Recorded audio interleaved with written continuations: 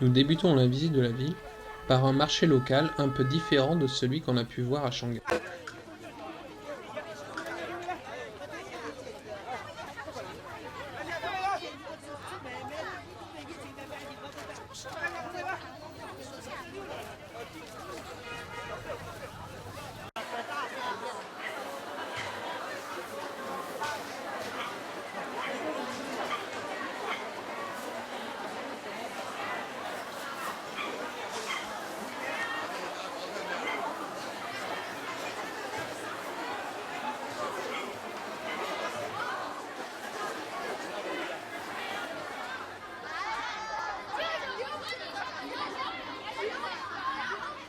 Près de notre hôtel, ce collège où les élèves font quelques exercices de gymnastique. D'un côté les filles, de l'autre les garçons.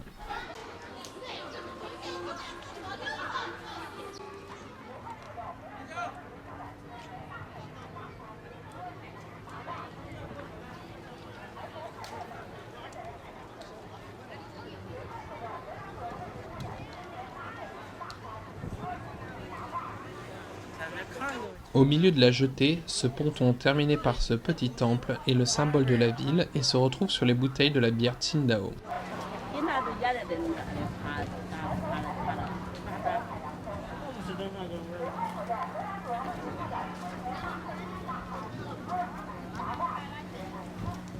Étant l'un des rares occidentaux aux alentours, j'attire l'attention à tel point que cette maman a voulu prendre une photo de son enfant dans mes bras.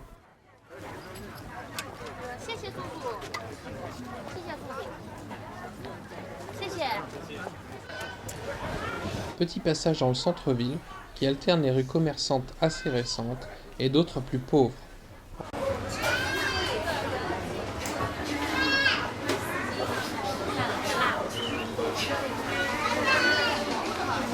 On peut même voir des gratte-ciel dont les travaux de construction ont été arrêtés avant la fin.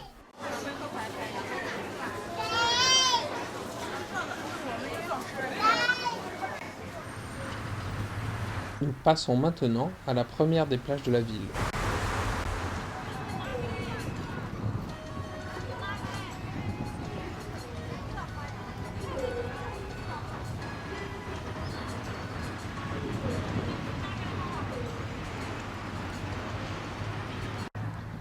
Même si nous sommes en période creuse, il y a pas mal de gens qui font voler des cerfs-volants ou qui se baignent.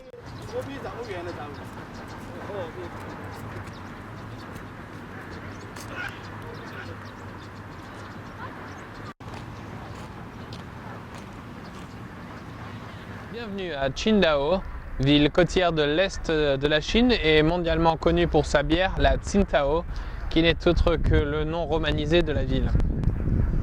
Cet ancien comptoir allemand était au départ une petite ville côtière sans histoire, avant d'être modernisé par les Allemands, et d'où l'introduction de la bière et la production.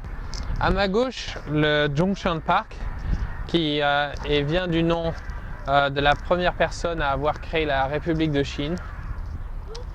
Et maintenant, je suis en train de marcher sur la plage numéro 1, qui est l'attraction principale de la ville. Il y a beaucoup de gens qui font voler leur cerf-volant et on a essayé nous aussi de nous y mettre, mais le manque de dextérité ainsi que le peu de vent a fait qu'on n'a pas été qu'on n'a pas eu beaucoup de succès à la tâche.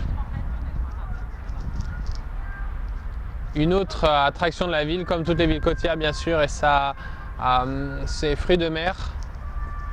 Et notamment, on a le choix entre beaucoup de petites boutiques qui vendent des brochettes, que ce soit du poulpe ou du poisson ou autre. En nous dirigeant vers la plage numéro 2, nous passons un peu de temps dans ce quartier résidentiel, ressemblant fortement à ce qu'on peut trouver en Europe. Auparavant réservé aux expatriés allemands, il est maintenant principalement occupé par des hauts fonctionnaires locaux. L'endroit est tellement agréable qu'on fait la queue pour y prendre ses photos de mariage.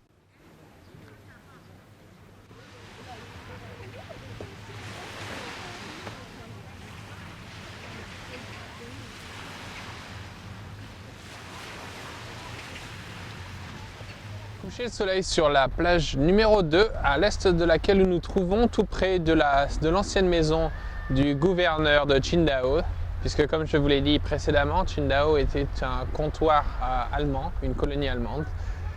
Cette plage est très prisée des couples sur le point de se marier. Ils viennent ici pour prendre les photos de mariage qui se déroulent avant le mariage. La tradition chinoise étale le mariage sur plusieurs jours. Et au tout début de cette période, on prend les photos.